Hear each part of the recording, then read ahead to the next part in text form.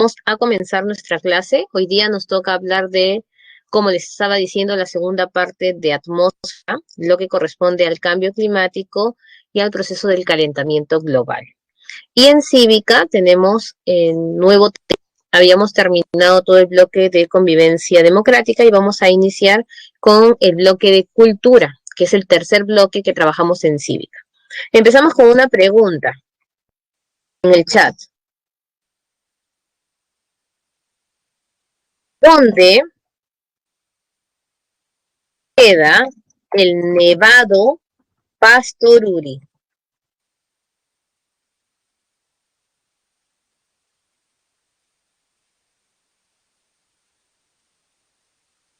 A ver, y si no saben, más o menos dónde creen que queda.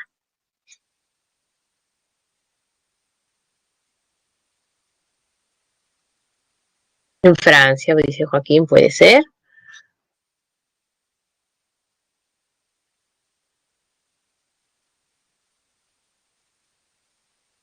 Ancash, dice Fernanda. En el Perú.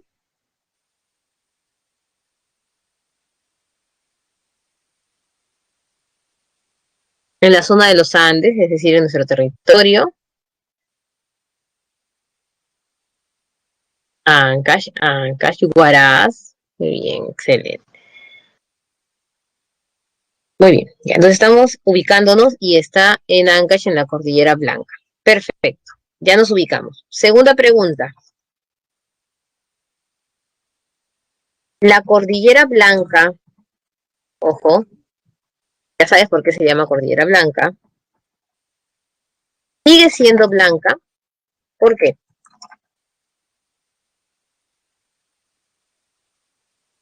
Nuestra Cordillera Blanca seguirá siendo blanca y manifiesta por qué.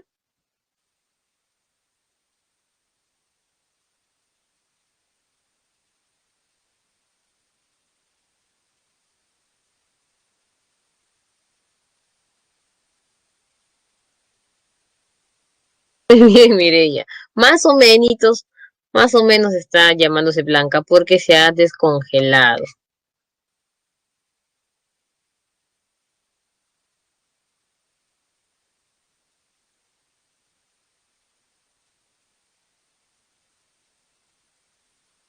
Ha perdido varios de sus glaciares. Excelente, Luis.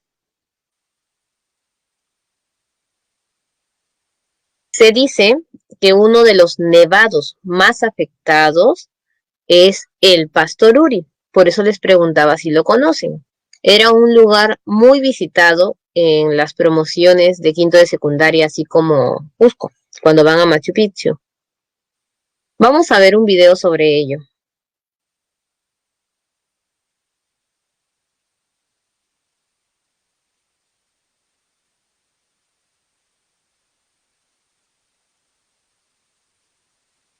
¿Atentos? Coloco el enlace en el chat también por si acaso algunos tengan problema para reproducirlo.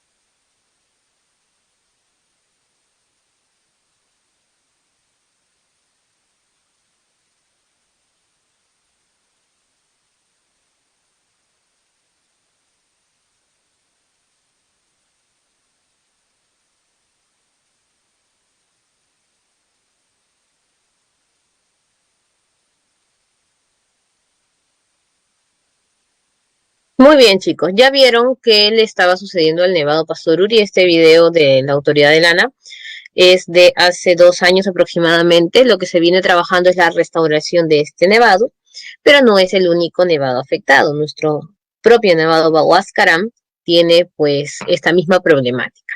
La pregunta es la siguiente: ¿qué ha afectado el Nevado Pastoruri o al Nevado Pastoruri?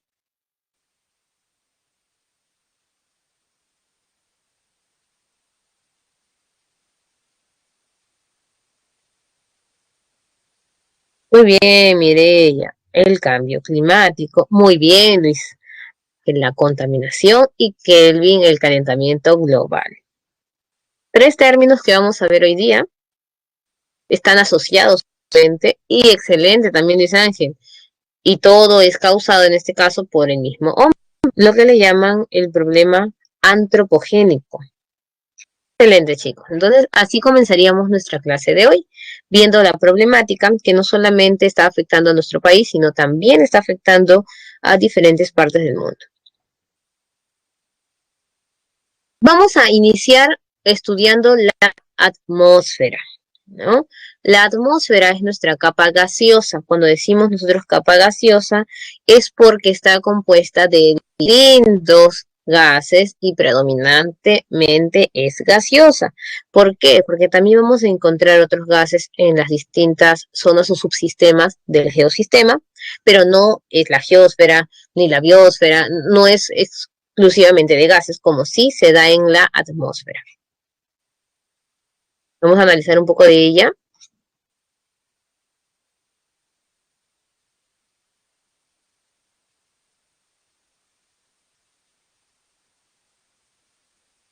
Listo. Esta es nuestra atmósfera, son las mismas capas que vemos allí o veíamos en la diapositiva, pero aquí ya están con los gráficos de la importancia de cada una de las capas. Nuestra atmósfera se dice que es como si fuese un huevito. Siempre te van a decir así. Así como la geósfera la comparan con una pizza o una rebanada de torta por el corte que se le hace. Un helado también le dicen. La atmósfera la comparan con un huevo. ¿Por qué, profesora? Por la misma superficie endeble que tiene y la estructura interna del huevo. Nosotros en el huevo vamos a encontrar la yema, la clara y el cascarón. Nuestra atmósfera va a tener una yema, que es la parte principal y de color. Sería en este caso la troposfera. La troposfera o troposfera, porque en muchos libros no aparece la tilde.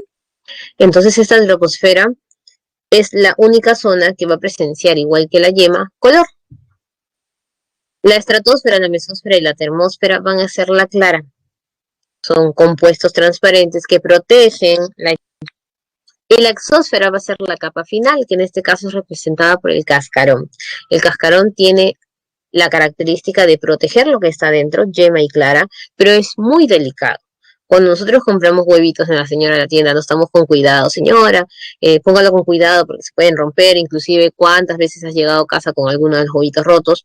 Entonces, igualito es la exósfera, sigue siendo una capa gaseosa, pero es más resistente que las otras capas. Muy bien, vamos a empezar por la primera capa, que es donde estamos nosotros. La troposfera o baja atmósfera tiene una serie de características y vamos a empezar con ello. Primera pregunta de esta diapositiva. ¿Qué color tiene el cielo?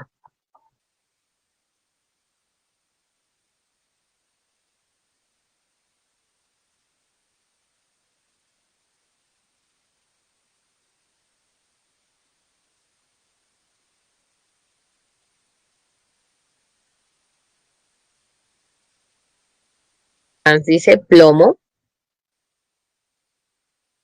¿Quién da otro color? ¿O todos están de acuerdo con Franz? Hans dice azul.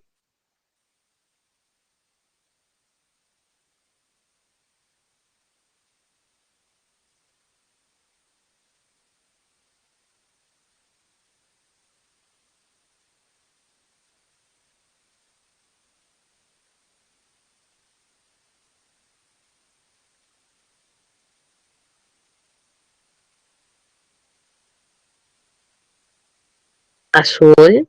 Muchos dicen también que depende de la zona donde estemos enfocando la vista. ¿No recuerdas tú el cielo de Lima, metropolitana, y el cielo cuando te vas a las zonas de la sierra? Se ve distinto, azul claro. Ahora, si le damos color a algo, y yo te digo, ¿no? ¿De qué color es tu polo? Y tú me dices, mi polo es rojo, es porque yo tengo un polo puesto y sé que acá dice, acá no se ve la contaminación, no se ve el color por la contaminación, otros dicen azul claro en el día, azul oscuro en la noche, muy bien, excelente. Entonces, si le decimos o le damos color al cielo, viene la siguiente pregunta, ¿dónde está el cielo?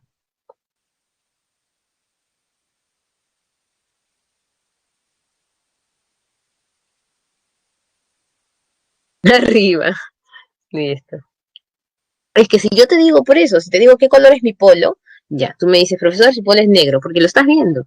Entonces, si te pregunto de qué color es el cielo y tú me dices que el cielo es ploma, azul claro, azul oscuro, ahora te pregunto, ¿dónde está el cielo? Es válida mi pregunta, porque no le vas a dar color a algo que no conoces. Él dice, el cielo no tiene color. Pero igual, así no tuviese color, ¿dónde está?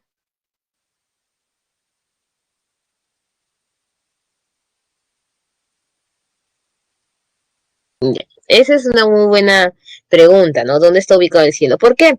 Porque te cuento que bien mencionado estaba la comparación con la yema, es que la troposfera es la única capa que tiene color.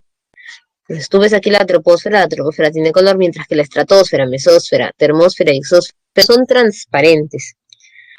Entonces, cuando nosotros decimos el cielo está arriba, nosotros solo estamos viendo el límite de la troposfera o troposfera, nada más.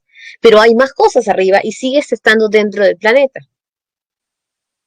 Entonces tú ves troposfera color y subo, lo demás no lo vas a ver porque es transparente, pero está allí. Entonces, ¿a qué nosotros le decimos cielo? A la troposfera, al límite de la troposfera, a la estratosfera, mesósfera, toda la atmósfera, o al universo en sí, que es lo que nosotros comparamos, el dice el espacio.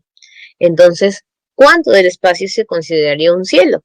Y es muy complicado hablar en geografía, por eso es raro que en geografía mencionen este término que nosotros usamos usualmente, porque nos referimos solo al extremo de la troposfera. Cuando tú dices ahí está el cielo, solo te refieres al extremo de la troposfera, nada más, porque es el que tiene color y es el que tiene las nubes, debido a que esta troposfera es la única capa que presenta fenómenos meteorológicos.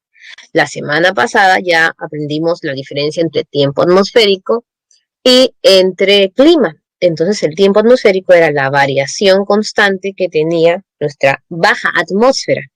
Por lo tanto, las nubes, todo lo que vemos nosotros, solo se encuentra en nuestra troposfera. Eso tiene que quedar muy claro, no solo allí. En nuestra troposfera hay calor, en nuestra troposfera hay fenómenos meteorológicos, en nuestra troposfera hay nubes, a excepción de las nubes estratosféricas. Por eso se llaman así, porque están en la estratosfera. ¿Listo? Hasta allí nada más llegan los puntos más altos. Por ejemplo, vemos en el dibujo el Everest. Vemos los aviones comunes están en la troposfera. Tú viajas, ves abajo las nubecitas, pero sigues estando en la troposfera, porque no pasan. E inclusive, mira lo importante que menciona allí, la contaminación se encuentra en nuestra capa. Por lo tanto, cuando contaminamos, nos encerramos como en una burbuja de contaminación porque se va a impregnar solo en la primera capa. ¿Listo? ¿Ahí pueden ver? ¿Sí? ¿Están viendo la imagen? Confírmeme que están viendo la imagen, ¿sí? Yo la puedo ver. Sí. Actualiza, Luis Ángel, ponle actualizar a tu paginita para que cargue. F5, F5. Listo. Ya. Luego, la estratosfera es la segunda capa. En esta capa encontramos nosotros aviones especiales, ¿ves? Destinados para el estudio climático y meteorológico. Aparecen las famosas estrellas fugaces. Por eso son fugaces, porque ingresan hacia nuestro espacio atmosférico. En cambio, las otras ellas no están dentro de nuestro espacio atmosférico, porque si no, tendríamos nosotros diferentes fenómenos en la Tierra que ocasionaría el cambio constante no solo del clima, sino hasta de los seres vivos.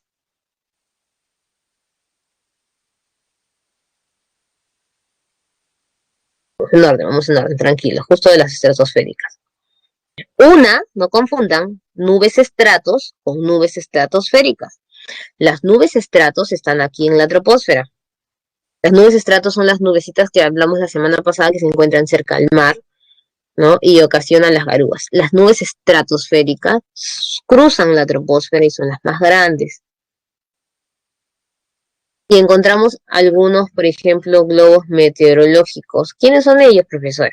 Son tanto como los aviones supersónicos los encargados de captar ciertos sonidos y ciertas características meteorológicas, es decir, analizan la troposfera.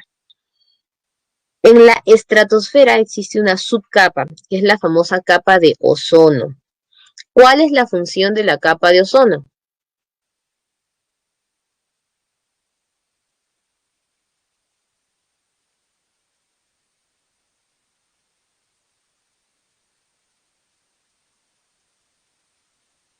Muy bien, Melanie. Protección de los rayos ultravioleta. Rayos que son generados en nuestra misma atmósfera. Recuerden que nosotros teníamos el ingreso de los rayos solares y generaban en la atmósfera unos rayos ultravioletas que chocaban con las corrientes convectivas de la geósfera, provocando los rayos infrarrojos, que ahorita lo vamos a volver a ver. Lo habíamos mencionado un poco en el caso de sismos. Esta capa de ozono es una capa de gas. ¿Cómo se llama el gas? Ozono. Comparamos el ozono o la capa de ozono como si fuese un colador. ¿Tú has visto el colador o la coladera grande donde ponen los fideitos o los coladores chiquititos? Ya. Estos de ahí tienen huequitos que evitamos que pasen cosas sólidas y que obviamente caiga el agua. ¿Te serviría una coladera donde hay un agujero grande para poner tus fideos? ¿Sería provechoso tener una coladera con un agujero? ¿Sí o no? ¿Y por qué? No, dice Andrea. Kelvin dice no. ¿Qué pasaría?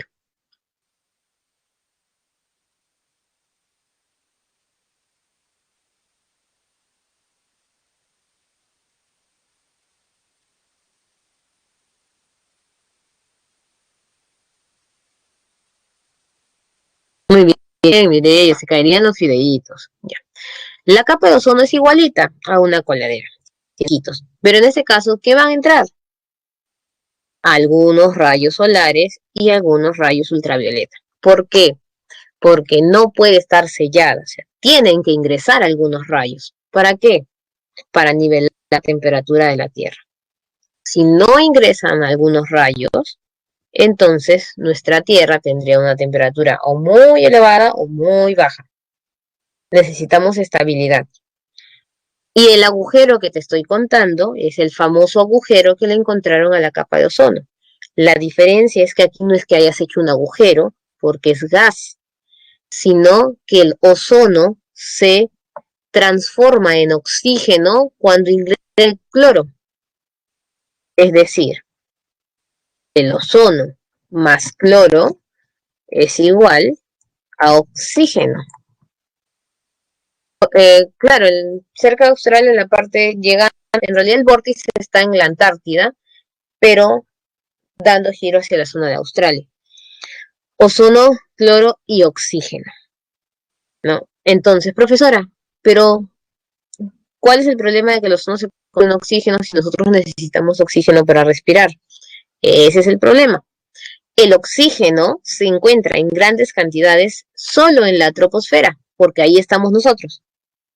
No necesitamos oxígeno en las otras capas, necesitamos nitrógeno. Y el ozono no puede convertirse en oxígeno porque no nos serviría a nosotros debido a que nosotros no estamos en la estratosfera y estaríamos generando este famoso agujero. Entonces, ese es el problema que tiene la capa de ozono. ¿Listo? Entonces vamos rebobinando. La troposfera tiene color, la troposfera tiene fenómenos meteorológicos, la troposfera tiene aviones, tiene las personas, tiene oxígeno. La estratosfera tiene la capa de ozono que protege es ultravioleta, y cuando ingresa el cloro a esta capa de ozono se transforma en oxígeno y por lo tanto se difumina. Por eso le dicen que tiene un agujero. La mesósfera o mesósfera significa capa del medio. ¿Te acuerdas que la geósfera tiene núcleo, manto y corteza? O endosfera, mesósfera y litosfera. Ya, entonces, mesos significa medio. Si tú cuentas, hay 5 capas. Entonces tienes troposfera, estratosfera, mesósfera es la de medio. ¿Listo? La mesósfera tiene una función. Esta función es tener una subcapa llamada zodiosfera. La zodiosfera se parece a la función de la capa de ozono. La diferencia es que la zodiosfera ya no va a ser una coladera, sino un envase, un recipiente cerrado. ¿Por qué cerrado, profesora? Porque los meteoros que están afuera en el espacio se fragmentan en meteoritos.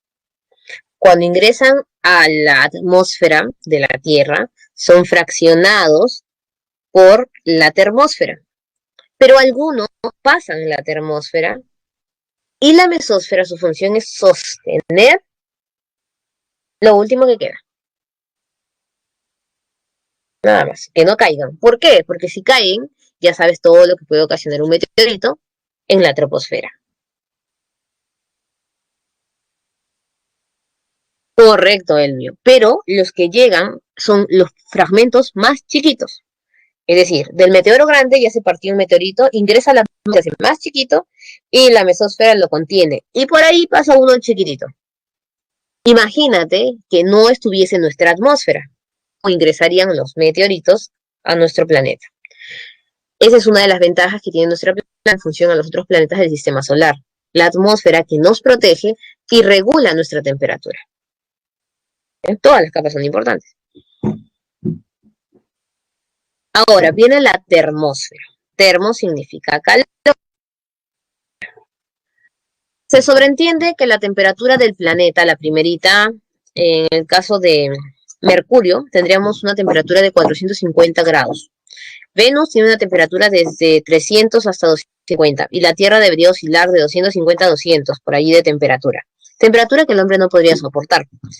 Y en su giro, pues, llegaría a algunas zonas a tener temperaturas bajo también los 200 grados, o sea, unas más elevadas y otras más bajas. Entonces, nuestras capas se encargan de dosificar esta temperatura. La troposfera llega a tener una temperatura estable de 15 grados promedio. Promedio significa que de allí algunos son más o algunos son menos, pero de 15 grados promedio. La estratosfera comienza a disminuir su temperatura y la mesósfera es considerada la capa más fría de las 5 capas. Pero luego pasas a la termósfera. ¿Y qué pasa allí? La temperatura se eleva. En otras palabras, la termósfera tiene la temperatura real que debería tener la Tierra, pero cuando van ingresando los rayos solares a las otras capas es allí donde se van dosificando. Y en la troposfera ya se dosifican totalmente. Esta termósfera, como presenta esta fuerte temperatura, la utilizan para generar las ondas de sonido que van desde la termósfera hasta la mesósfera. Tenemos las ondas de comunicación, así que si esta capa no estuviese, ya sabes qué pasaría. Y por otro lado, la termósfera también presenta las auroras. Las auroras boreales o las auroras australes, ¿no? Estas auroras hacen que la termósfera fuese como una capa de fuegos artificiales. ¿Por qué, profesora? Porque recuerda que la troposfera era la única que tenía color, entonces todo está negro. Y la termósfera en esa oscuridad comienza a tener esas luminosidades de las auroras. Todas tienen una subcapa. Mira, la estratosfera tenía la de ozono, la mesósfera tenía la de sodio, y me estaba olvidando, la de sodio, la zodiosfera no solamente es esta que evita los meteoritos, sino que es la única capa olorosa. El aire no tiene olor. Si tú hueles, ¿a qué huele el aire? A solo lo que está en el ambiente. Pero el sodio sí tiene un olor nauseabundo, entonces es la única capa que tiene olor, es la mesósfera. Y la termósfera tiene una capa que se conoce como ionosfera. No solo de la temperatura, sino que ahí se generan pues estas ondas para la producción de sonido y ciertas producciones de electricidad. Luego viene la exósfera, que ya su función solamente es cubrir. Como ustedes saben, en la termósfera encontramos nosotros los satélites. ¿Por qué, profesora? ¿Alguna vez te has preguntado con qué prenden un satélite? Si tuviese batería, pilas, se acabarían y tendrían que bajarlo cada rato. ¿Cómo mantiene la energía? De la ionosfera. Y el único satélite, o los satélites, mejor dicho, que sobrepasan es, por ejemplo, el Sputnik, ¿no? Y algunos satélites especiales. Muy bien, Melanie, la energía solar que es atrapada por la misma energía de la ionosfera. Correcto, por eso hay energía allí. La capa de iones es la carga de energía solar atrapada en la misma termósfera. Listo. Entonces, de ahí están las capas, facilísimo. Por eso todas las capas son importantes y deberíamos cuidar nuestra atmósfera. Estos son los componentes de la atmósfera. Como es una capa gaseosa, está llena de gas. ¿Cuál es el gas que más abunda? El nitrógeno. Tiene 78% del compuesto, ¿no? Del volumen. Y el oxígeno 21%, y el mayor porcentaje de oxígeno está en la troposfera. Gases inertes, el hidrógeno, entre otros. Profesora, y he escuchado yo que existen algunos gases variables y contaminantes. ¿Estos son producidos por la misma atmósfera? Sí. Sucede que todo gas fijo produce siempre un gas contaminante. Estamos en la producción de oxígeno en la fotosíntesis, el vio que hay más allá de la atmósfera, universo. En este caso saldrías al sistema solar, luego saldrías a la Vía Láctea, luego extenderías a las galaxias, etc. Hay agujeros negros, las estrellas, las nebulosas, todo lo que se suele estudiar. Como te decía, todo gas fijo produce un contaminante. La fotosíntesis produce oxígeno, pero como gas contaminante el dióxido de carbono. Entonces, ¿cuál es el problema en nuestra atmósfera? Que al existir tantos porcentajes de gases fijos, van a producirse gases contaminantes. Pero nuestra naturaleza es sabia. Entonces, estos gases contaminantes van a tener un fin. Todos se van a concentrar en la troposfera, ¿no? Ahí vamos entendiendo. Ahora, existen también los gases variables. Pero eso no es lo mismo contaminante que variable, no. Los gases variables, algunos son contaminantes y otros no. Por ejemplo, el ozono y el vapor de agua no contaminan, pero son también variables. Todos ellos tienen la función termorreguladora. Los gases variables y los gases contaminantes son los encargados de dosificar tu temperatura a 15 grados. O sea, pasar de 250 a 15 grados. Ellos son. Los gases fijos solamente están armando la atmósfera, pero ellos son los principales. Nota algo interesante, el porcentaje. 78 de nitrógeno, pero vapor de agua solo 0 a 3%. 21 de oxígeno, pero tienes dióxido de carbono de 0.04%. Entonces no es un montón de gases variables o contaminantes.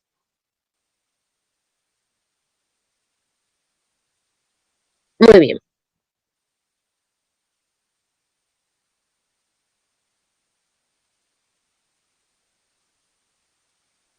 Vamos a estudiar solo los gases contaminantes, porque el ozono y el vapor de agua ya sabemos que su función es termorreguladora.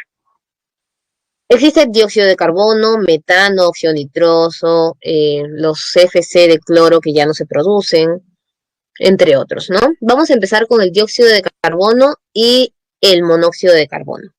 La naturaleza solo necesita de estos 0.04%. ¿Y cuál es el problema? Que el hombre lo ha aumentado.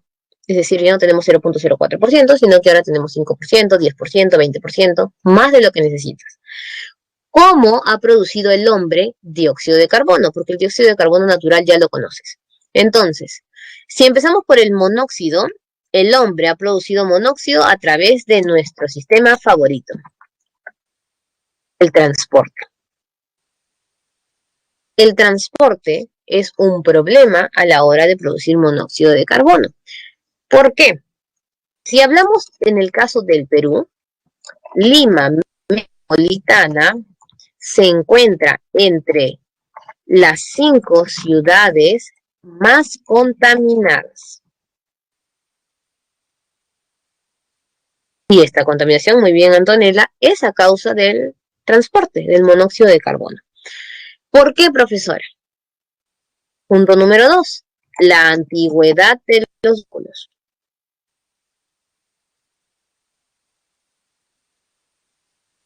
Muchos países solo permiten ya la circulación de vehículos que se encuentren en el 2014-2015. En el Perú hay una ley que necesitamos ciertos vehículos para ingresar a trabajar, ¿no? Como taxi, como este sistema público, pero lamentablemente el problema es la supervisión. Hay muchos taxis informales, hay muchos colectivos, entonces no se regula el tema de cuál es el vehículo antiguo y cuál es el mantenimiento que se da en estos vehículos. Tercero, el sistema de transporte. Existen muchas rutas que te llevan por el mismo camino, solo cambia 2 cuadras o una avenida. 3 carros avanzando por la misma zona. Es innecesario y son carros muy pequeños. Por eso se trataba de regularizar ello y colocar vehículos más grandes. También aquellas empresas encargadas de ese transporte hacen sus huelgas porque se quedarían sin trabajo, pero a la larga pues esto es una solución. Y las personas mismas, ¿no? Nos hemos acostumbrado a utilizar las combis que le decimos, porque a veces sales tarde, llegas más rápido a tu trabajo, pero no es seguro. Ese sistema de transporte también tiene otro problema. Casi todos los vehículos o empresas privadas ganan por día. Es decir, yo cobro, manejo y tengo una ganancia ese día. Esa ganancia la reparto entre el chofer, el cobrador y trato pues de subsistir así por semana. En otros países lo que se hace es una ganancia global de las empresas, es decir, cobran como si fuesen una empresa común, mensual, nacional. Eso permite que los cobradores y los choferes se encarguen de supervisar el vehículo, arreglarlo a tiempo. Cosa que no pasa en el Perú. A veces tú tomas un micro y en pleno camino el micro se malogra y el conductor le dice al cobrador, no, oye, no funciona esto, ¿te habías dado cuenta? No, no me he dado cuenta. Entonces tú te preocupas porque si tú estás subiendo a un vehículo que ellos manejan todos los días y ni sabían que se iba a malograr, o a veces inclusive van a avanzar, avanzar, avanzar y quieren seguir a pesar que el vehículo ya no da. Quieren continuar y continuar porque no devuelven el pasaje y es todo un problema engorroso.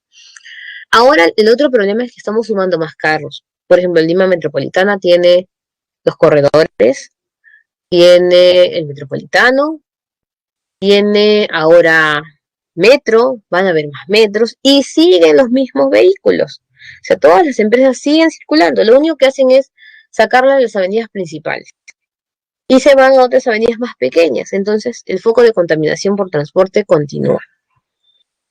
Luego tenemos el dióxido de carbono. El dióxido de carbono, que ya es una derivación del monóxido, se produce a través de la quema de basura.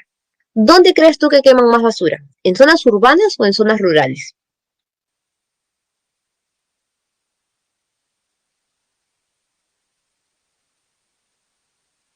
En Luis Ángeles urbanas, Nicolás urbanas,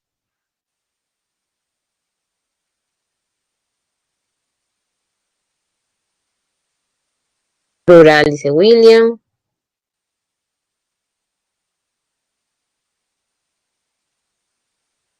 urbanas. Te cuento que la mayor producción de basura se da en zonas urbanas, pero la quema de basura, como dice William, es en zonas rurales. ¿Por qué? Porque en las zonas urbanas tenemos un sistema de recojo de basura. Tú sacas tu basura a la puerta y tú esperas que venga quién, el señor de la basura a recogerlo. Y lo lleve pues al depósito de basura municipal y hagan todo el tratamiento. En cambio, en las zonas rurales, uy Luis, peor todavía. Si queman en tu zona, están haciendo doble contaminación. Y en las zonas rurales no pasa mucho el camión de basura. Vas a escuchar al lechero, vas a escuchar al que vende queso, al ganadero, pero es raro que tú escuches al basurero en zonas rurales. Y me refiero a zonas rurales no porque esté en Sierra o Selva, porque en Sierra y Selva también hay zonas urbanas y zonas rurales. Entonces ahí terminan quemando la basura y esto produce mayor cantidad de dióxido de carbono. Sumen el problema de lo que está contando Luis, que en zonas urbanas de por donde él vive también hacen quema de basura, entonces ahí duplican. Y el otro problema es que si no lo queman, ¿qué haces con toda la basura que se produce en las zonas urbanas? ¿Dónde termina esta basura?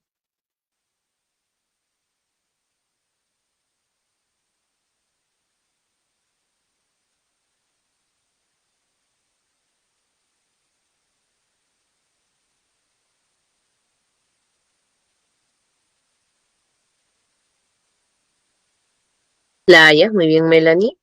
Cuando hay oleajes, maretazos, como está pasando en esta temporada, vas a ver toda la basura que regresa del... ¿Dónde más encontramos basura? O vemos que encierran basura.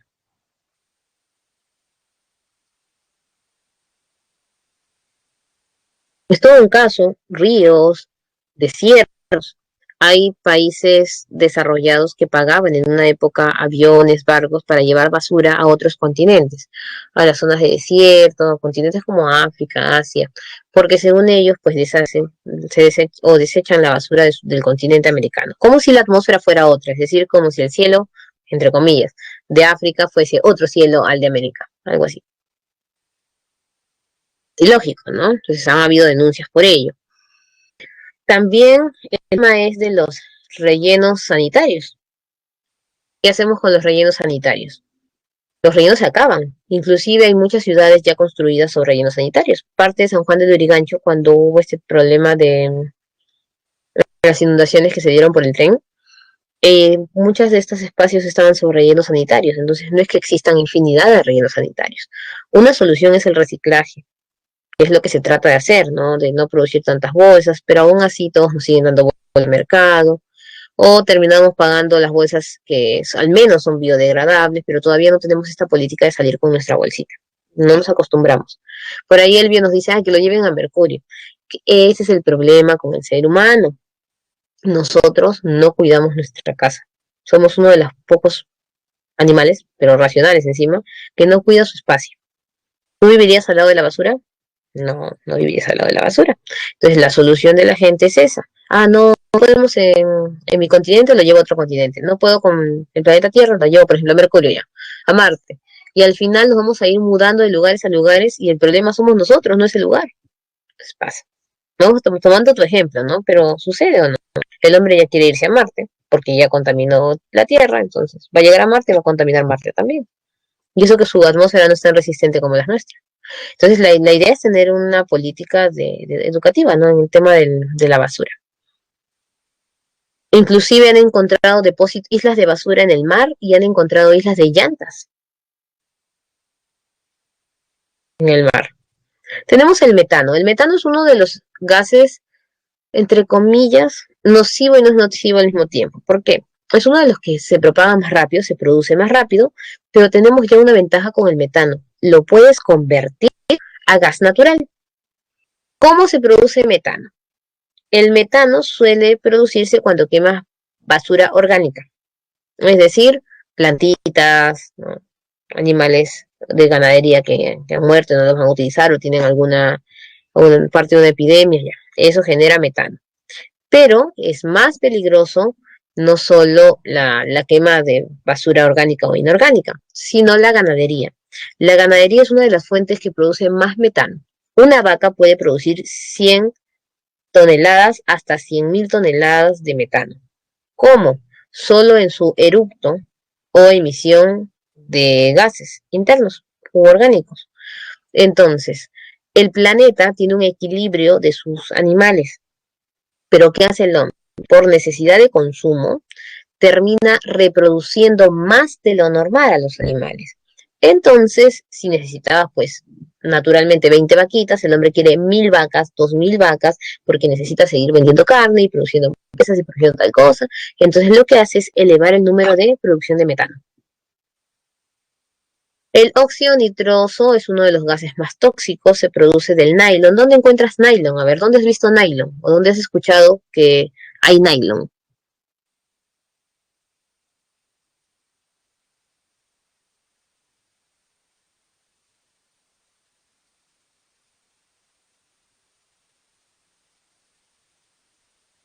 Muy bien, excelente, Luis, en la ropa, medias, la ropa sintética. ¿Dónde más hemos encontrado el nylon?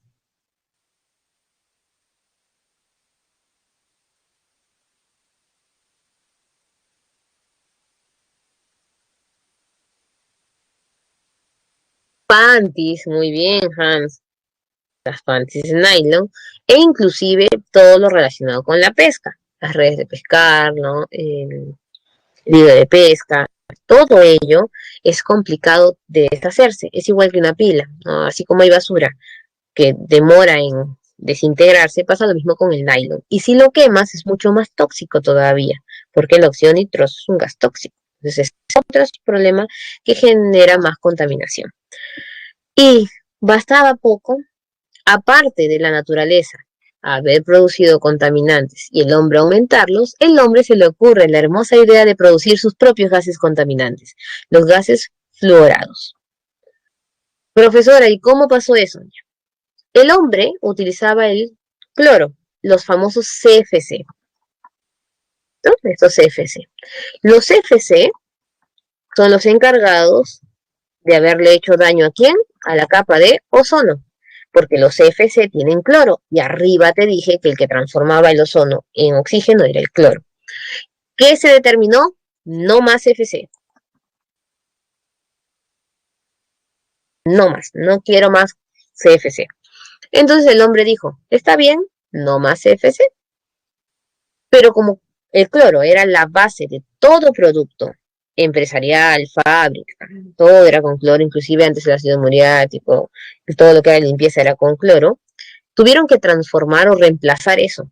Y a cambio de no tener cloro, comenzaron a crear sus propios gases fluorados, que son los de aquí. El hidrofluorocarbono,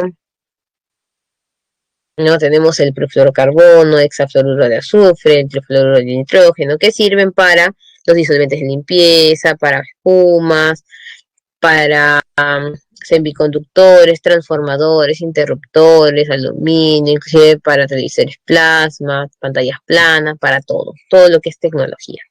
Entonces ahora tienes un problema agravado.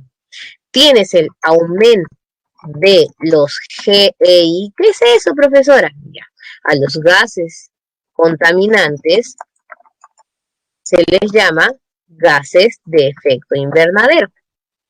Entonces ahora han aumentado los gases de efecto invernadero. ¿Por qué? Porque el hombre hace prácticas que dañan nuestra atmósfera y generan más gases de efecto invernadero. Al menos estos gases de efecto invernadero han creados por la misma naturaleza, y la naturaleza sabía cómo contrarrestarlos. El hombre ha creado sus propios gases fluorados y no tiene idea de cómo eliminarlos. Trata, ¿no? Ve sus políticas, pero se le hace muy complicado. Entonces, esa es la problemática que estamos viviendo actualmente. Muy bien, entonces aquí está. Hay gases abundantes, son los fijos, los otros también fijos, entre fijos y contaminantes, y los gases termorreguladores, que son los variables.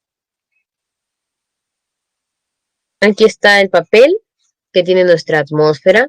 Lo más importante en el equilibrio de troposfera y estratosfera es buscar la temperatura normal, que es la de 15 grados. ¿Cuál es el problema? Que nosotros, al aumentar los gases contaminantes, hemos cambiado todo ello y hemos provocado lo que se conoce como el cambio climático. ¿Qué es el cambio climático? El cambio climático no es nada más y nada menos que la alteración del clima. Su nombre lo dice. Ahora, el cambio climático solo es causado por calentamiento global, como manifiestas aquí. No siempre. Hay diversas situaciones que pueden cambiar el clima. Cualquier variación de los factores cósmicos que vimos la semana anterior o de los factores geográficos puede alterar el clima. Pero nuestro tema va exclusivamente en el cambio climático antropogénico, es decir, causado por el hombre. Por eso te dicen, es la alteración del clima causado por el calentamiento global. ¿Qué es el calentamiento global? El aumento de la temperatura. Y es esa causa del efecto invernadero antropogénico. ¿Y qué es eso, profesora? La alteración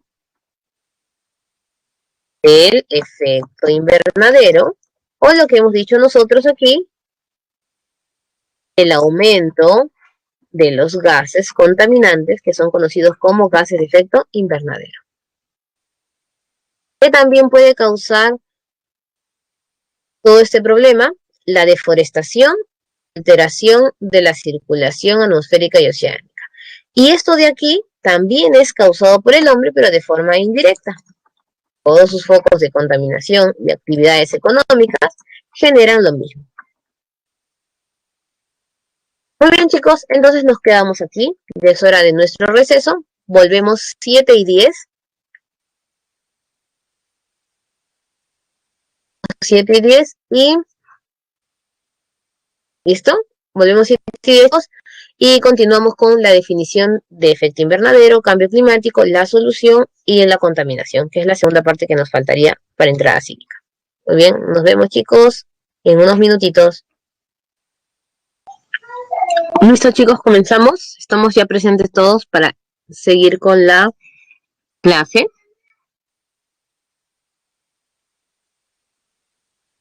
Nos habíamos quedado viendo el tema del cambio climático y la problemática que ocasiona el hombre en toda esta alteración del clima.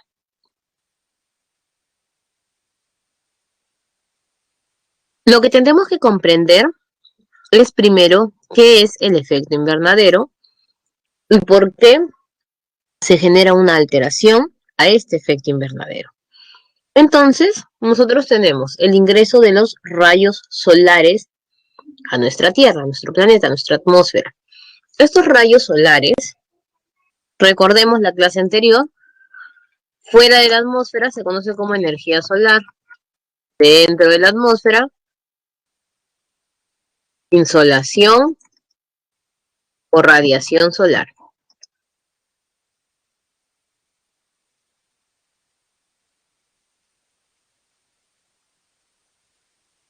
Luego tenemos nosotros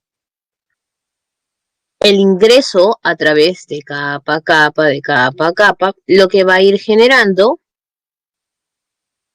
los rayos ultravioleta, dosificados por la capa de ozono.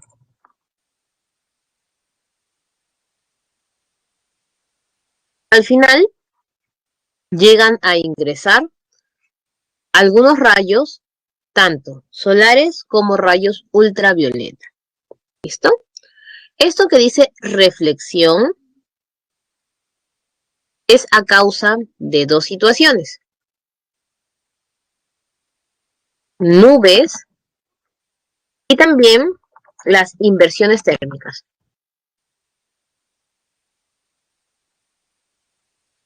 Donde los rayos solares van a retirarse.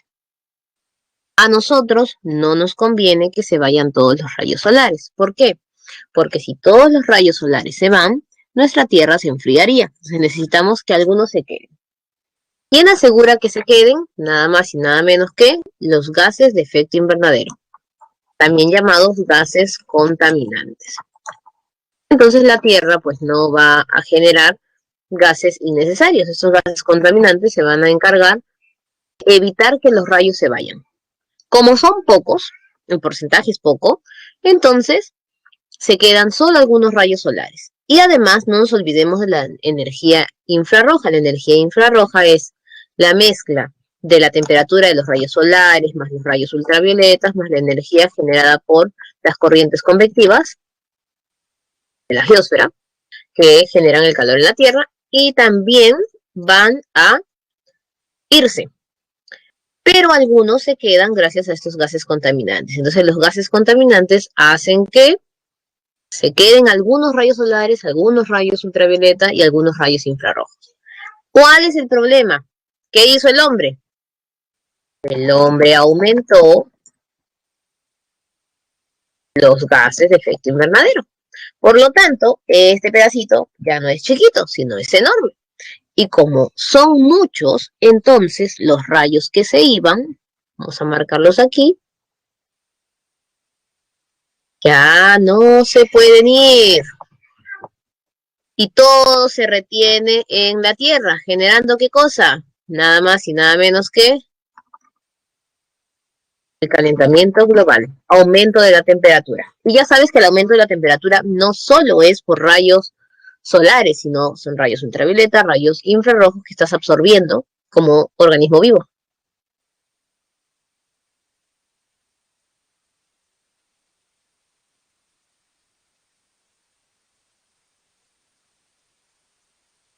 ¿Qué puede causar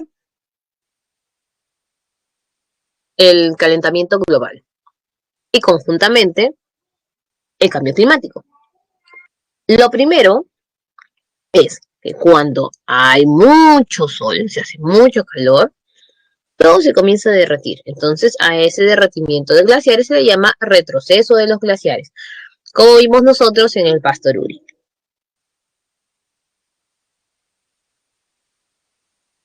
Cuando se deshiela un glaciar, ¿a dónde va el agua? Al océano.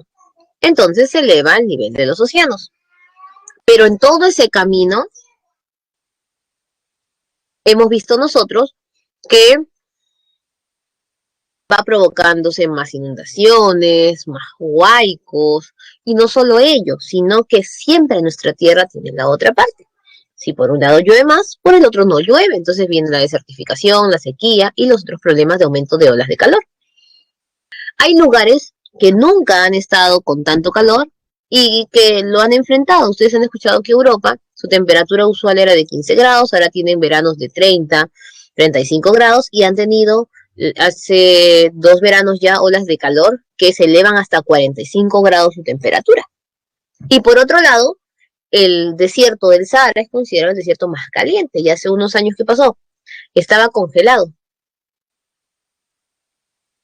Vamos a ver nuevos fenómenos meteorológicos, otros fenómenos más acentuados, lo que obviamente va a generar un problema mayor por todo lado donde lo podamos trabajar o ver.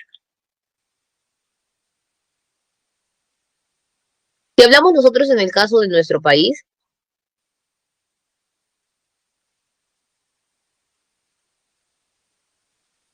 vamos a ver que los nevados de la Cordillera Blanca pues han sufrido este proceso de deshielo, ha aumentado la radiación ultravioleta en la capital, especialmente donde tenemos todo el tema de transporte, y ha habido una disminución del fitoplancton.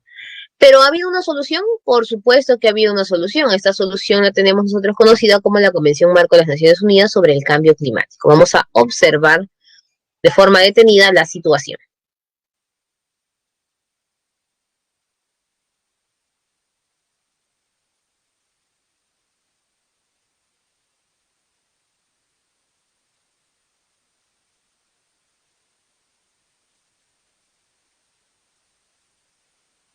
La Convención Marco de las Naciones Unidas para el Cambio Climático se desarrolló primero por una preocupación de un grupo intergubernamental.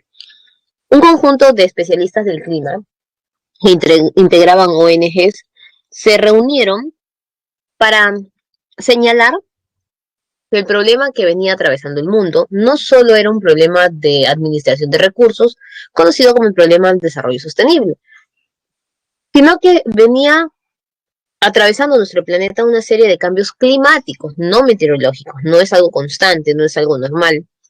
Y decidieron pues convocar a los países pertenecientes a la ONU. Al inicio pues había un rechazo, después comenzaron a escucharlos y se dieron cuenta de la problemática. Entonces decidieron pues crear la Convención Marco de las Naciones Unidas sobre el Cambio Climático. Esta convención tenía como finalidad solucionar el aumento de la temperatura que venía atravesando nuestro planeta. Esta convención se crea en la misma fecha en la cual pues se instaura los objetivos de la Agenda 2020 que tiene que ver con el desarrollo sostenible. Se decidió entonces realizar conferencias continuas. Estas conferencias se iban a realizar en distintos países cada año, lo que se conoce como las COP, Conferencia de las Partes. Profesora, ¿por qué partes? Todo tratado, protocolo o acuerdo tiene partes. Estas partes son los países. Le dicen parte signataria a aquellos que firmaron la primera vez que se realiza el acuerdo. Le dicen partes adherentes consultivas a aquellos que tienen voz y voto. O le dicen simplemente los no consultivos que tienen solamente voz y no voto. En este caso, van a decidir reunirse cada año formando estas COP para hablar de la problemática. Pero hasta allí se dieron cuenta que los países entendían la problemática, pero no tomaban conciencia de aplicarlo. ¿Por qué? Porque no había una sanción. Así que deciden en una de las COP, pues crear lo que nosotros conocemos como el Protocolo de Kioto. Un documento que regule el tema del cambio climático y el calentamiento global a través de una serie de normas. Este protocolo de Kioto fue generado en el 97 en base a lo trabajado en el año 92, pero recién estaría pues en vigencia en el 2008 hasta el 2012, recolectando firmas hasta el año 2005. La mayoría ve este problema como un estancamiento. ¿Por qué? Porque se perdieron muchos años debatiendo, haciendo documentos y no viendo la solución exacta. Pero se dice que estaban examinando la problemática bien para poder determinar las firmas que iban a hacer los países y su función. ¿Qué pide Kioto? Kioto lo que pide en primer lugar es la disminución de la temperatura en 2 grados. 2 grados de aumento o 2 grados de disminución, porque está aumentando de cada 5 grados, está aumentando cada 7 grados en algunos lugares. Segundo, pide la construcción de sumideros de carbono. ¿Por qué? Porque absorbiendo el carbono, nosotros logramos pues eliminar ese tema del dióxido de carbono que tanto estaba haciéndonos daño. ¿Y qué generábamos en cambio? Oxígeno. Es como un proceso inverso de la fotosíntesis. Luego necesitábamos dinero para hacer estos sumideros de carbono, así que se decidió cobrarle a los países los llamados bonos de carbono. ¿Qué es un bono de carbono, profesora? Un bono de carbono no es nada más y nada menos que dinero destinado para la creación de estos famosos sumideros. ¿Dónde está el problema? Que se decidió que los países que más contaminen paguen más. Profesora, pero eso es normal, ¿no? Los países más desarrollados pues contaminan más, entonces tienes que pagar más. Pero ellos se molestaban porque decían que al final todos contaminaban, que era demasiado dinero. Frente a la desconfianza de estos bonos de carbono se crea el Fondo Verde del Clima para guardar el dinero recolectado en los bonos de carbono y así poderlo redistribuir o analizar en sus diferentes conferencias. Inclusive las conferencias tenían un fin. No solamente era hablar cómo iba el protocolo, sino que cada vez que elegían un lugar es porque en ese lugar había una problemática. Decidieron la ruta de Sudáfrica cuando África estaba presentando problemas, la ruta asiática también. En el caso de Sudáfrica era un país que se había salido del protocolo de Kioto, igual que Estados Unidos, igual que China, inicio, que India, por el cobro que se hacía, pero luego regresa porque se pues esta ruta de ayuda a todo el continente. Inclusive vinieron aquí al Perú, ¿no? Lo que nosotros conocemos como la COP20. ¿Y por qué vinieron al Perú? Porque teníamos dos problemas muy marcados. El problema de los derrames de petróleo en la Amazonía y el retroceso de los glaciares de nuestra cordillera blanca, empezando por el Huascarán. Justo allí se decidió pues crear la IAP de la Amazonía, la Asociación para el Cuidado de la Amazonía, la Asociación INAIGEM, que es para el cuidado de los ecosistemas de montaña y glaciares, y en el caso de Huascarán se vio la necesidad de inclusive de congelarlo. Habían dos formas de generar hielo a la zona. Era con una pintura ecológica, pero el Perú no acepta porque esta pintura ecológica ayudaba al proceso de ya no retroceso, pero veías el Huascarán blanco y la gente iba a pensar que el problema estaba solucionado y no era así. Así que se decidió pues el congelador artificial que poco a poco mantenga la temperatura ideal del Huascarán, pero es algo muy complicado por el tamaño que tiene, pero muchos países ya mantienen así sus glaciares.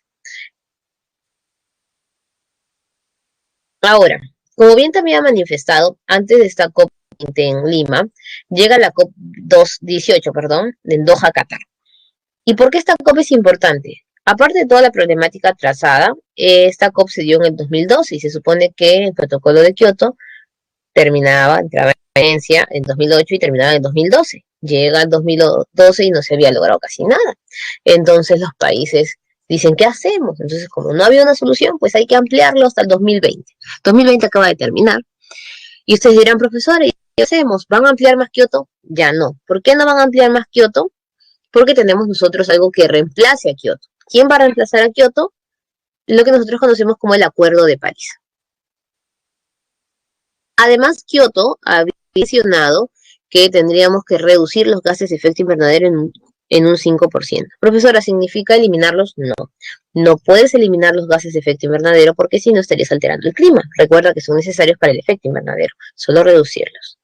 Muy bien, aquí está lo que hemos mencionado y viene la COP París en, obviamente, Francia. Y vamos a explicar un poco qué es lo que sucedió allí.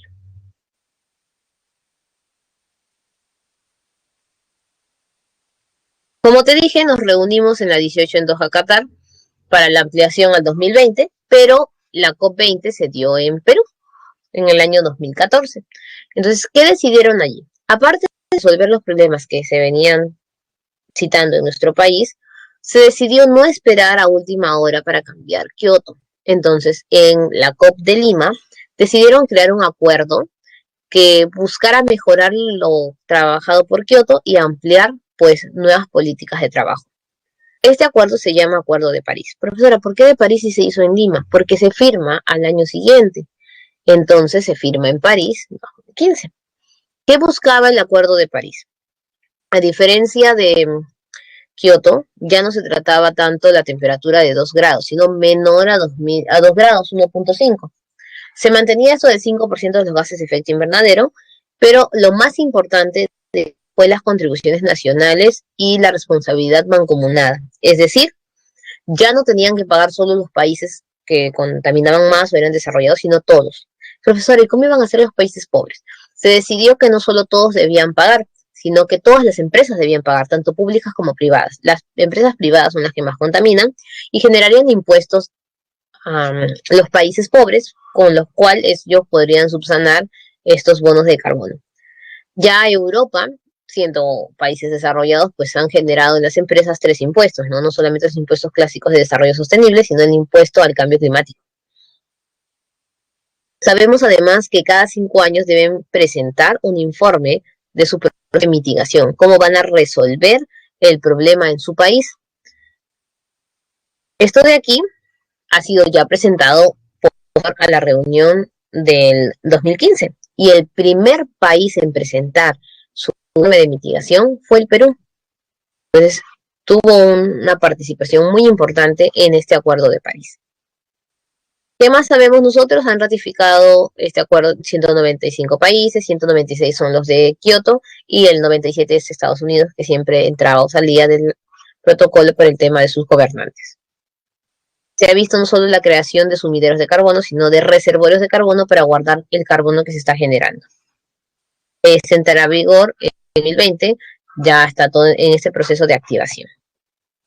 Profesora, ¿y todos los años se reúnen? Sí, se siguen reuniendo, analizando cuáles son las situaciones de el protocolo de Kioto y ahora Acuerdo de París. En el 2019 se reunieron justo antes de que iniciara de lleno el Acuerdo de París en Madrid.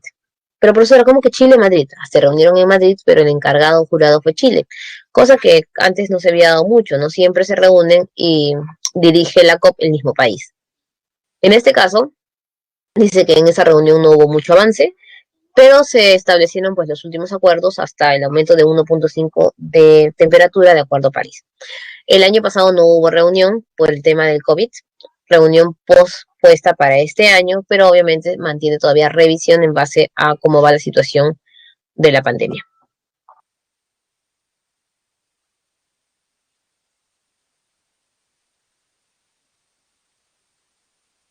Muy bien, vamos cerrando ya esta parte. Tenemos la destrucción de la capa de ozono.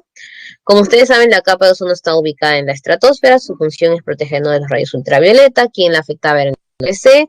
Ya no se producen CFC debido a que el protocolo de Montreal lo eliminó. Recuerda, gases de efecto invernadero, protocolo de Kioto, acuerdo de París. CFC, Montreal, capa de ozono. Entonces ya no se producen los CFC y nuestra capa se está restaurando. No tiene el agujero que siempre te están contando, ya cada vez se hace más pequeña. Hay diferentes consecuencias, ¿no? Cáncer de la piel, el manchita, diferentes lunares, cataratas, cansancio, dolor de cabeza, que es lo que siempre experimentamos.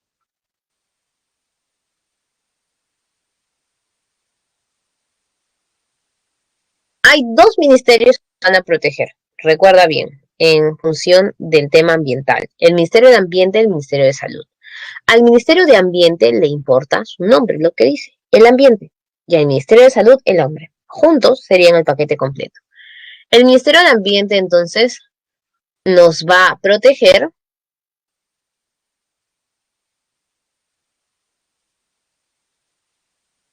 Ahí está.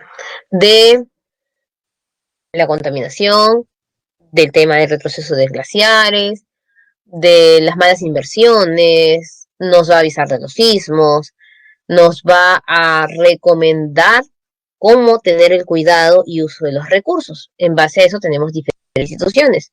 El CENAMI para el tema de el cambio del tiempo atmosférico, el IAP, que es el nuevo que han creado para el cuidado de la Amazonía, el IGP para lo que es maremotos, sismos y otros desastres, CERNAN, el cuidado de áreas naturales de protección, INAIGEN para ecosistemas de montaña. ¿Y por qué dejé OEFA y SENACE? Porque toda empresa, cuando va a empezar a trabajar en nuestro país y puede afectar algún elemento o recurso natural, va a ser supervisado y cuestionado por esas dos instituciones, OEFA y SENACE. SENACE es el que te va a dar el certificado de que cumples con todos los estándares y requisitos, estándares de calidad ambiental y obviamente los límites que piden de contaminantes. OEFA es el encargado de la fiscalización constante y que tú mantengas este certificado. A veces no solo es culpable la institución, sino el mismo OEFA que no hace las revisiones, porque es una revisión constante y periódica que se debería hacer.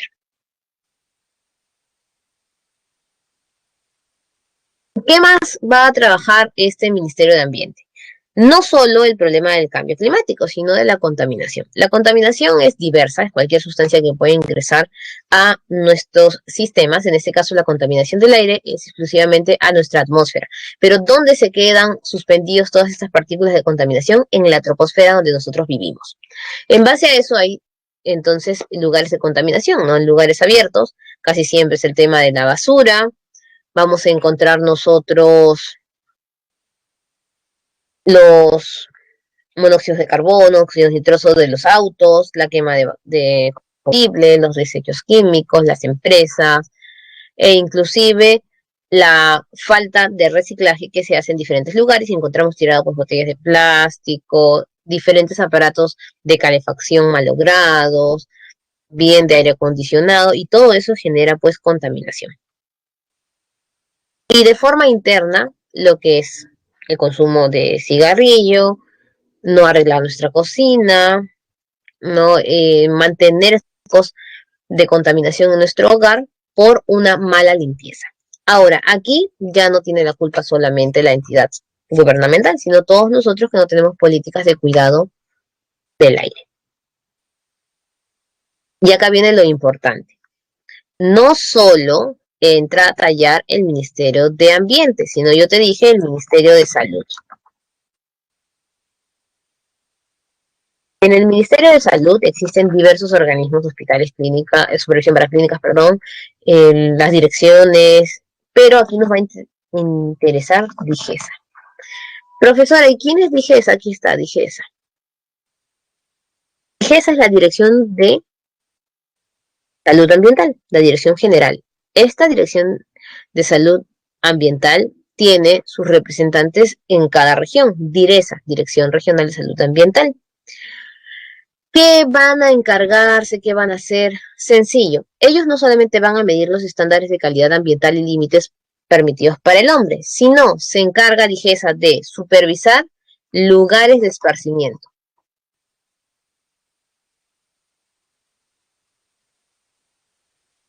Restaurantes,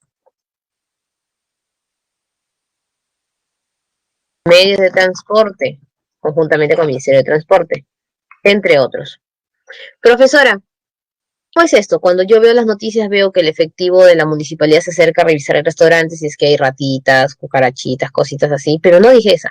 Es que DIGESA tiene su grupo regional que es DIRESA y hay un DIRESA en cada municipalidad. Entonces DILOSA, que es la dirección local. Ellos son los que van, o sea, los efectivos de la municipalidad que van a supervisar estos lugares son representantes de DIGESA. A veces, lamentablemente, no van antes, sino cuando recién hay las denuncias. ¿Y qué más hace DIGESA? ¿Tú te has dado cuenta que cualquier cosa que nosotros compremos, útiles escolares, juguetes o diferentes cosas, tienen un código, dice, autorizado por DIGESA? Significa que DIGESA ha dado el visto bueno que ese producto no tiene plomo, no tiene mercurio que pueda contaminar a los niños o a las personas en general. Entonces, para eso encontramos nosotros la función DIGESA, que es muy importante, e inclusive se encarga pues de la higiene alimentaria y la zoonosis, todo lo que es el cuidado y protección de animales y zonas donde se encuentren animales, para evitar también los focos de contaminación en base a ellos.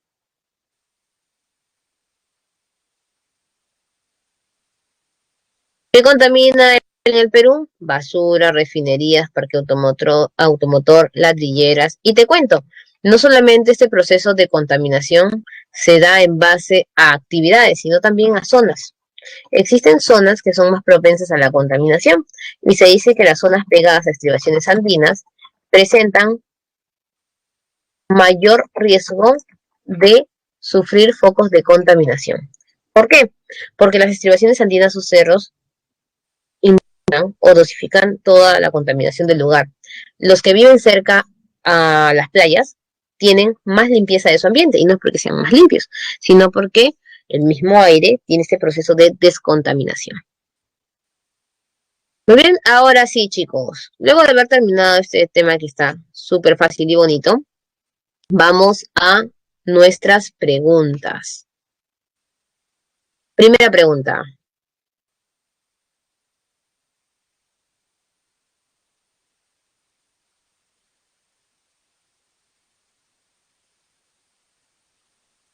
En una clase de geografía se menciona que la atmósfera es una capa gaseosa que envuelve la Tierra. En ella, cerca del 80% de su masa se encuentra dentro de la baja atmósfera, es decir, de los primeros 18 kilómetros de la superficie terrestre, cerca de la línea ecuatorial. Por la presencia de estos gases, se genera condiciones propicias para la vida. De lo descrito, identifique los enunciados correctos de esta capa gaseosa. En esto estamos hablando de la primera atmósfera, y la baja atmósfera es lo que nosotros conocemos como troposfera. ¿Cuáles serían nuestras respuestas correctas? Su composición principal son los gases termorreguladores y el monóxido de carbono. ¿Verdadero o falso? La atmósfera en general está compuesta más por gases termorreguladores. Esto es falso. ¿Por qué? Porque hemos dicho que nuestra atmósfera se compone más de nitrógeno y oxígeno.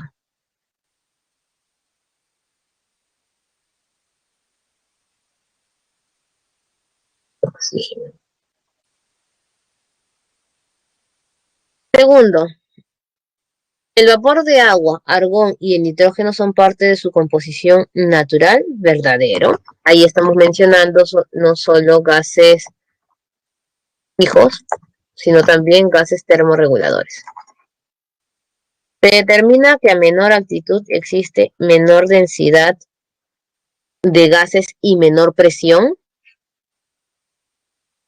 Entonces tendríamos que ahí entender lo que se va suscitando. ¿Verdadero o falso?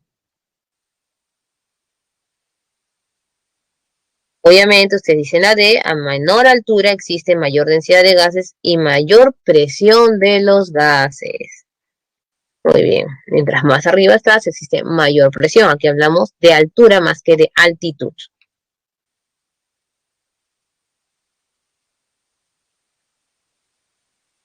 Por encima del límite superior de la troposfera encontramos la capa de ozono, por supuesto, porque la capa de ozono se encuentra en la estratosfera. Y me estaba olvidando de cuando hicimos las capas. Recuerda que la capa de la geósfera tiene discontinuidades. ¿Te acuerdas? La de Witcher, Conrad. Aquí el límite entre capa y capa solo aumentas el pausa. La troposfera, en la línea, tropopausa. Estratosfera, estratopausa. Mesósfera, mesopausa. Termósfera, termopausa. Obviamente la exósfera no tiene porque es la capa final. Letra D.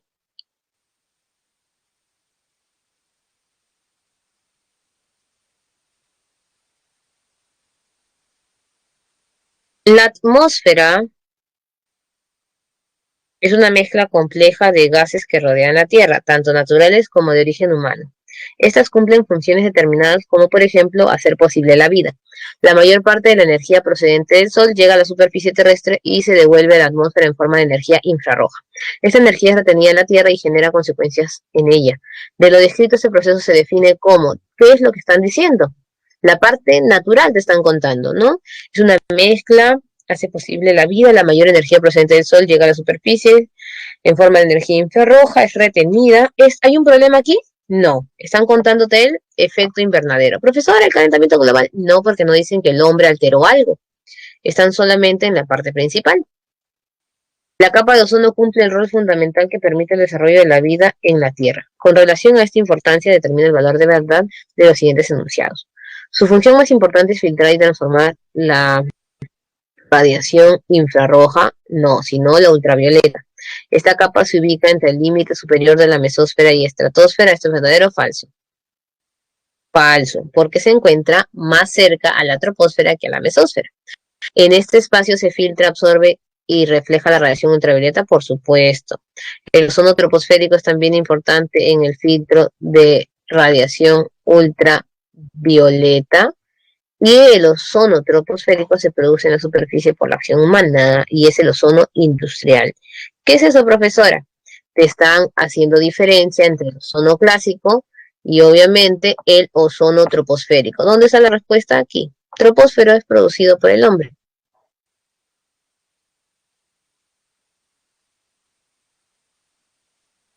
En los últimos años en nuestro país ha generado de forma recurrente una variedad de desastres de origen hidrometeorológico, agua, clima, bueno, en este caso tiempo atmosférico como sequías y heladas, productos del fenómeno del Niño. La institución pública adscrita al Ministerio de Ambiente que estudia estos sucesos es el quien tiene que ver con las heladas. No te están hablando con el cambio hidrológico, sino con el fenómeno, las de geofísico, porque es el encargado de ver el tema de terremotos, sismo, todo fenómeno natural o meteorológico. Son los fenómenos naturales.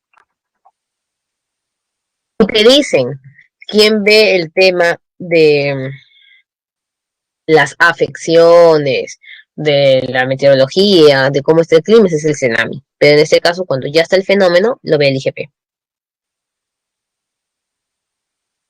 Muy bien, vamos ahora para Cívica, es muy fácil nuestro tema. Vamos a subir nuestras diapositivas. He apagado un ratito la cámara para que suba más rápido.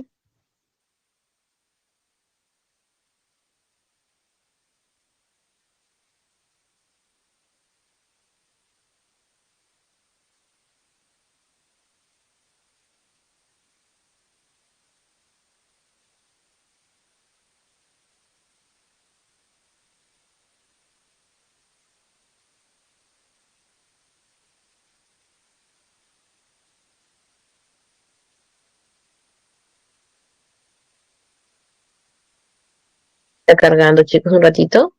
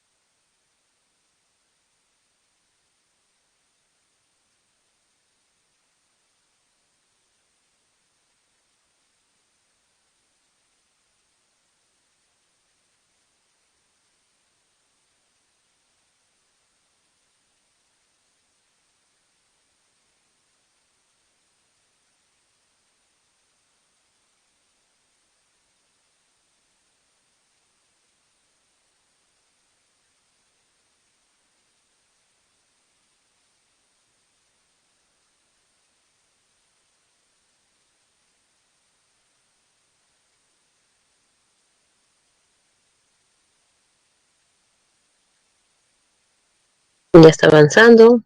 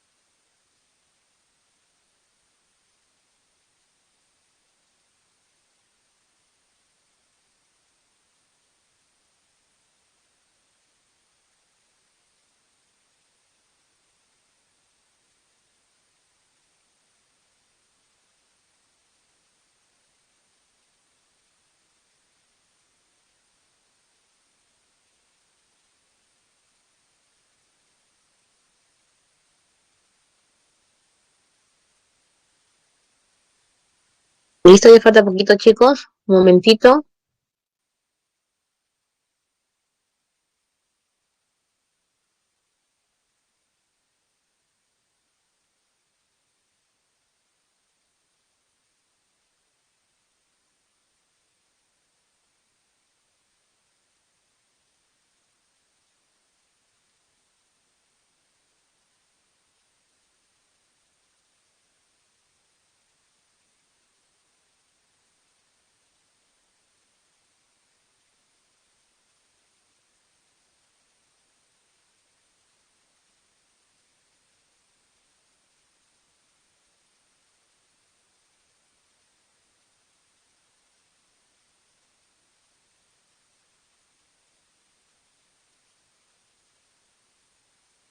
Al parecer el archivo pesa un poco por el tema de los dibujos. Hoy día empezamos el bloque de cultura y vamos a iniciar con el de patrimonio cultural.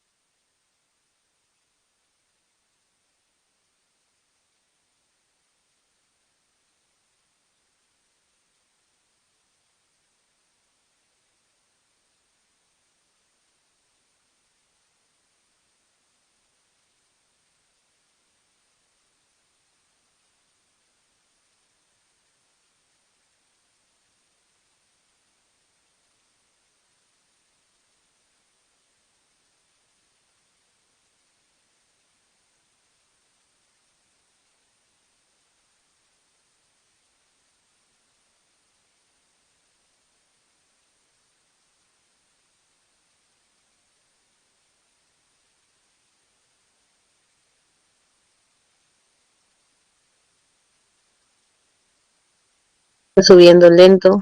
Vamos a esperar un poco.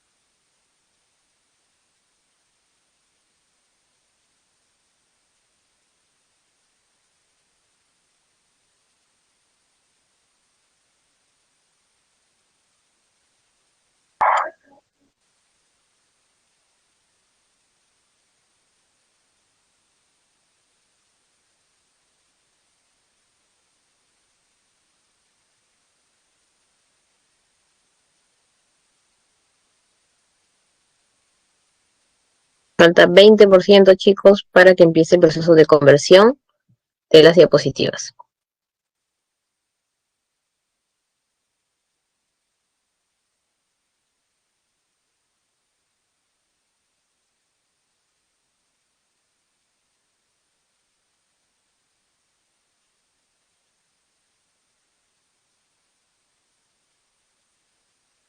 Se está convirtiendo.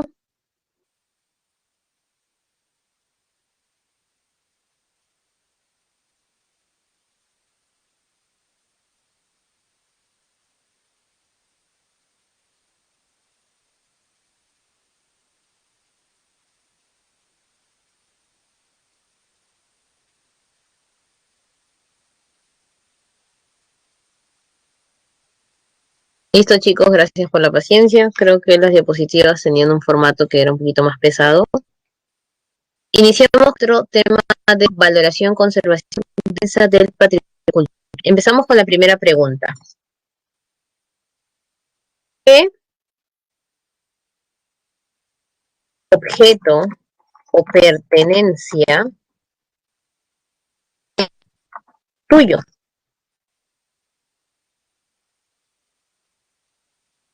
Es decir, que tú lo hayas adquirido propio dinero. Porque tienes muchas cosas, tienes ropa, una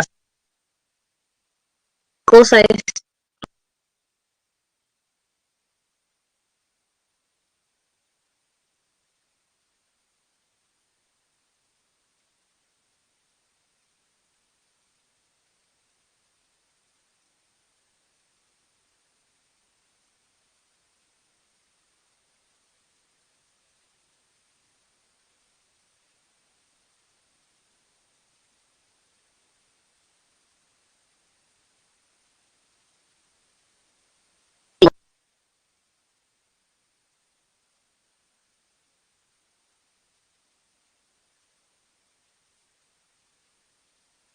Muy bien.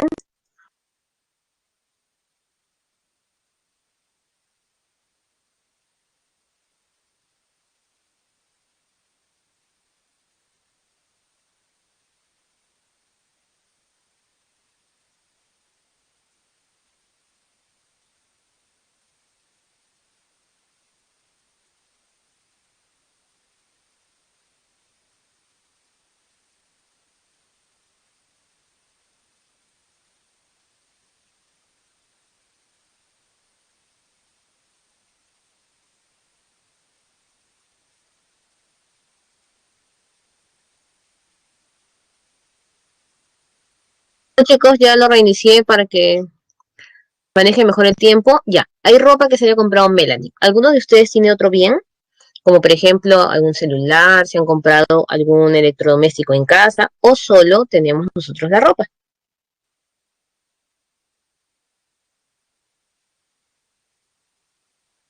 Ropa, muy bien.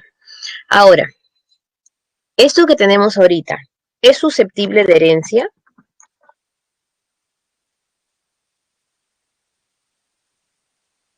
¿Puedes heredar tu ropa en un testamento?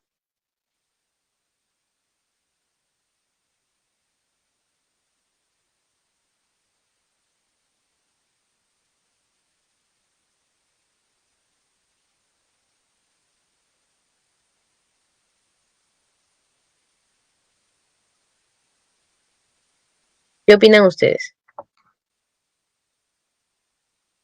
Es raro que una persona haga un testamento solo para dejar ropa. Esto que nosotros tenemos, que en este caso es la ropa, sería nuestro patrimonio. Hasta ahorita no tenemos un patrimonio amplio. Cuando comencemos a comprarnos cosas, a comenzar a registrar diferentes cosas en la SUNAT, e inclusive cuando recibamos una herencia familiar, comenzamos a hacer crecer nuestro patrimonio. Las personas no solo tienen patrimonio, también las empresas. Empresas y personas poseen un patrimonio. Estos patrimonios se conocen como el patrimonio privado, pero nosotros también tenemos un patrimonio público, que es conocido como el patrimonio de la nación, que nos pertenece a todos. Hay un patrimonio público local, regional, pero el completo, que le pertenece a los habitantes de nuestro país, es el patrimonio. Hay una diferencia entre el patrimonio privado y el patrimonio público. El patrimonio privado adquiere valor con el beneficio económico. Y luego, por niño, el patrimonio público es al revés. Primero adquiere valor sentimental, luego económico. Ejemplo, te vas a comprar un celular. Escúchame bien. Tu celular te costó 5.000 soles. ¿Ya? Ahorraste, no comías su salchipapa, no salías, nada. Un año de ahorro. ¿Verdad? Ojo, y te roban el celular. Pregunta, ¿era valioso para ti? ¿Por qué?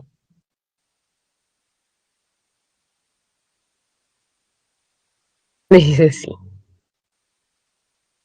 Pero no lo has usado nunca, ni siquiera lo conoces al pobre celular. Lo viste en la pantallita, pero fue su esfuerzo, un buen esfuerzo, porque me esforcé para tenerlo, porque era el dinero. No comí salchipapa para comprarlo, claro, porque mi esfuerzo de un año lo conseguí y me lo robaron en la puerta. Por eso que hay personas que hasta le colocan seguro a los diferentes electrodomésticos, celulares que compran. Si no hubieras trabajado un año y te lo hubieran regalado, es decir, el dinero te lo regaló tu mamá, tu papá, tu padrino, alguien te lo regaló, no fue tu dinero, no fue tu esfuerzo, ¿sería valioso para ti si te lo roban en la puerta? Sí, depende, dice. Un regalo, sí. ¿Qué es lo que más duele perder? La verdad.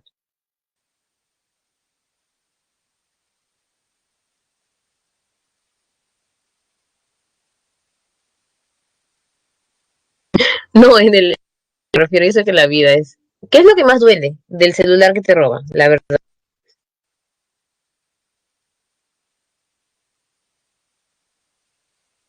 El dinero. Tú puedes decir el esfuerzo, el cariño que me tienen, pero lo que va allí es el dinero. Y ese dinero tiene consigo, pues, el esfuerzo y todo el dinero. O sea, que tú sales y das 5.000 soles, sales a la tienda y ya no hay, duele perder el dinero, porque puedes usarlo en otras cosas. Y adiós dinero. Ya. Y peor todavía dice Antonella, si ya lo utilicé, más cariño le tengo. La información que tiene dentro, más todavía si te roban un celular. Ahora, otro ejemplo.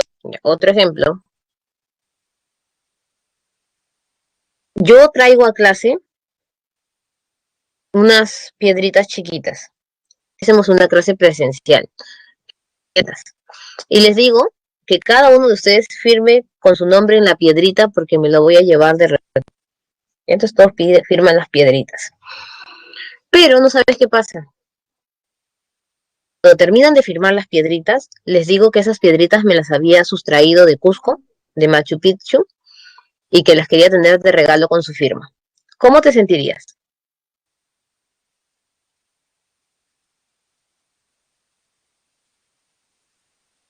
Si yo te hiciese firmar una piedra o algo que me he traído de algún lugar importante?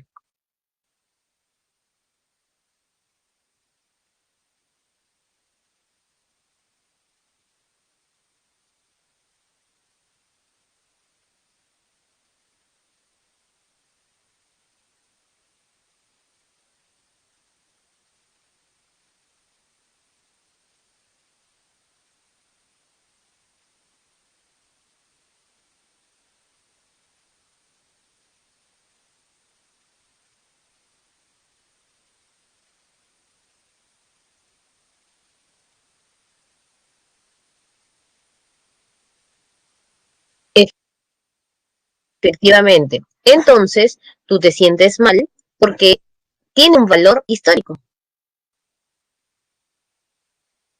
Ese valor histórico que nosotros le estamos atribuyendo es el sentimiento y en base a ese sentimiento viene consigo luego una carga económica. Machu Picchu antes no era tan caro económicamente como ahora. Y es porque primero obtuvo un valor sentimental y luego adquirió el valor económico. Entonces, esa es la diferencia entre lo que nosotros le decimos patrimonio público y patrimonio privado. El patrimonio público siempre primero tenemos nosotros un cariño hacia él y luego adquiere un valor económico. Este patrimonio de la nación se va a dividir en dos, natural y cultural. ¿Correcto? Natural es todo lo que la naturaleza ha puesto, obviamente, y cultural creado por el hombre. Existen los mixtos, por ejemplo, Machu Picchu es mixto, porque no solamente valoramos la ciudad, sino también todo lo que está alrededor, las montañitas, todo ello. E inclusive los patrimonios de la nación tienen luego, van ascenso, ¿no? Y llegan a tener hasta patrimonio mundial. La UNESCO va clasificando las áreas naturales de protección, va colocándolas como hasta maravillas, por eso existe la maravilla natural como la Amazonía.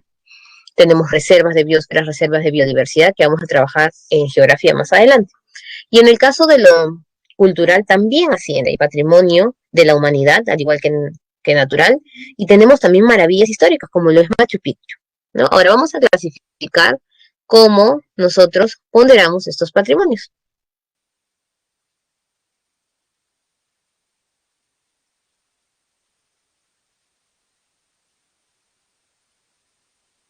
El patrimonio cultural es importante por el legado histórico que posee, histórico, arquitectónico, porque tiene consigo una carga emocional, tiene consigo toda una historia de nuestro país e inclusive pues nos diferencia de otros estados. Vamos a dividir el patrimonio nacional en dos según su fecha, arqueológicos e históricos. ¿Cuándo le vas a decir patrimonio arqueológico? Cuando es pre-inca o inca, es decir, antes de la inserción de otra cultura, los españoles. Y patrimonio histórico cuando es colonial o republicano, con la influencia de la cultura española. Así de simple, arqueológico e histórico. Cada uno de ellos se va a subdividir, arqueológico mueble y arqueológico inmueble, histórico mueble e histórico inmueble. Cuando se mueve es mueble, obviamente. Un cuaco retrato lo puedes movilizar. Machu Picchu es inmueble porque no lo puedes movilizar. Una pintura histórica, obviamente, es mueble y una parroquia, un convento, es inmueble. ¿Listo? Si los unimos, tendríamos patrimonio material inmueble y patrimonio material mueble. Ahora, profesora, ¿tenemos patrimonios que no se puedan tocar? Por supuesto. Estos son los inmateriales. ¿Cómo se le dice a los inmateriales? Le dicen cultura viva, le dicen costumbre o tradición y representa lo no tangible, pero vivencial, es decir, que se sigue haciendo. Hay requisitos para que sea un patrimonio inmueble. ¿Cuáles son los requisitos? Requisito número 1, ojo, que continúe haciéndose. 2,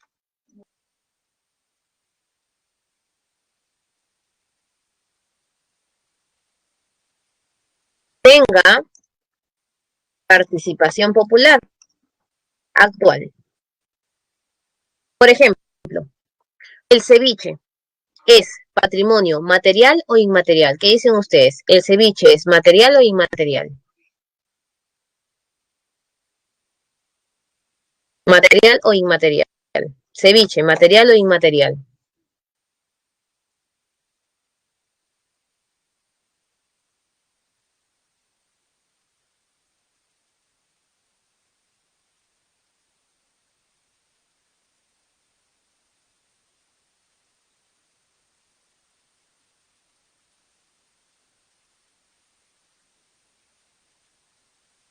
Inmaterial, dice Mireia. Inmaterial, inmaterial. Correcto, inmaterial. Profesora, algunos podrían decir, pero yo puedo tocar el ceviche. Pero ¿qué pasa? Que el ceviche se sigue haciendo y tiene participación popular, porque tú haces ceviche en tu casa. En cambio, un guaco retrato no puede ser nunca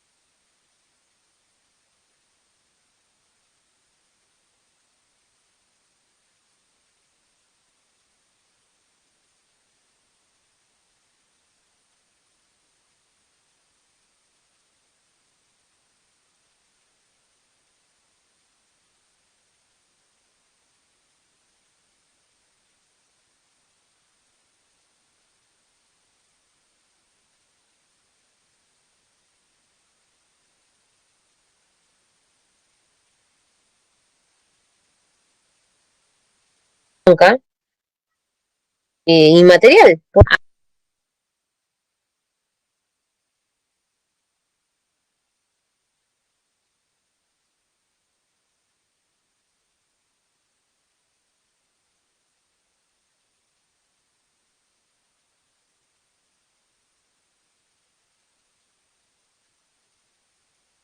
Chicos, aquí estoy, se fue la señal. ¿Me escuchan? Ya, disculpen, no sé qué pasó. Ya, seguimos. ¿Dónde íbamos? Ya, en los patrimonios.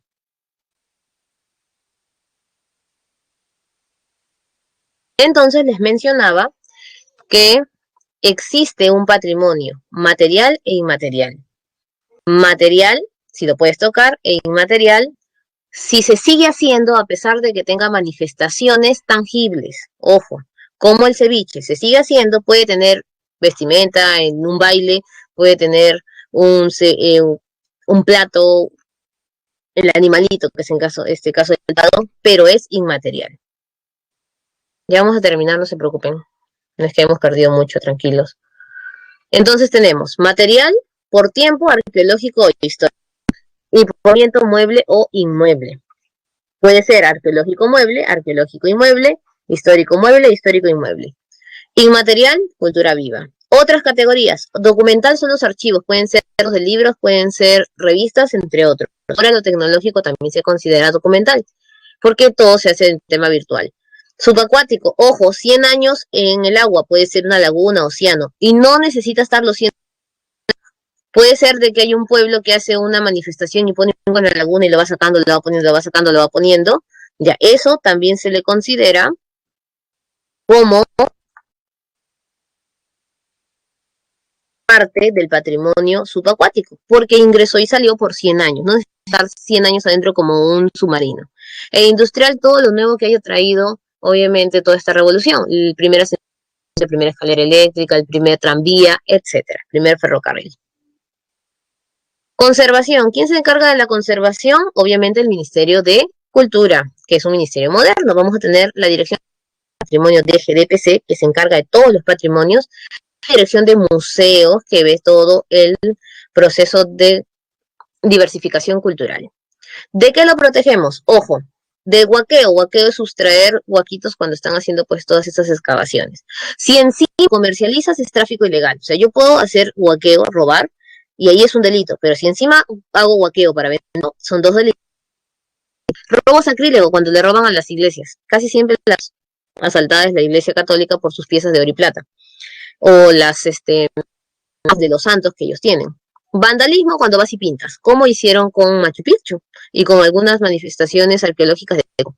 La modernidad, cuando construyen carreteras, como ha pasado muchas veces, cuando construyen un hotel en diferentes lugares arqueológicos y derrumban paredes, como pasó en Cusco, y desastres naturales, que eso no lo podemos prevenir, pero debemos destinar dinero para cuidar los patrimonios. Se destinan millones de dólares para cuidar todo lo que es la línea de Nazca, Chan Chan y todo lo que costa cuando viene el fenómeno del niño. Ya saben, el patrimonio natural, lo vamos a ir en geografía, cómo se da esta evolución, desde áreas naturales de protección, pues hasta las diferentes categorías. Y por último, ¿cómo así un patrimonio vuelve patrimonio de la humanidad? Gracias a que un país, o sea, nosotros postulamos a ello, no es que la UNESCO te busque, tú postulas. Cada 5 o 10 años hace la revisión de incursión que nosotros le decimos, en que participamos mandando qué lugares creemos que deberían catalogarse como patrimonio de la humanidad y decimos por qué debería ser así. Cuando se incluye... Y un minutito, ¿no? Se incluye en este caso el patrimonio de la humanidad, recibes dinero para cuidarlo, pero puedes perder esta categoría. ¿Por qué? Porque no mantengas el lugar tal y como se ha precisado. Por ejemplo, a la ciudad de Lima es considerada un patrimonio. Si nosotros comenzamos a cuidar las casonas y se comienzan a derrumbar, eso perderá la categoría, porque esa es la razón por la cual se le dio la categoría de patrimonio. Muy bien, chicos, vamos rápidamente a nuestras claves.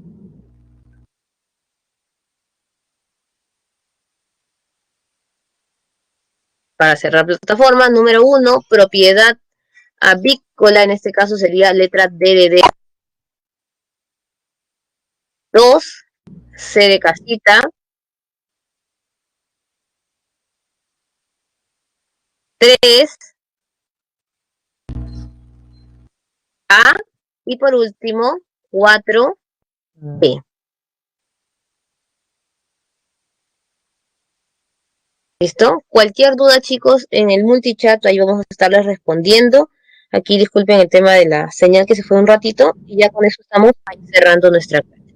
Cuídense, chicos. Chao, profe, hasta la otra semana.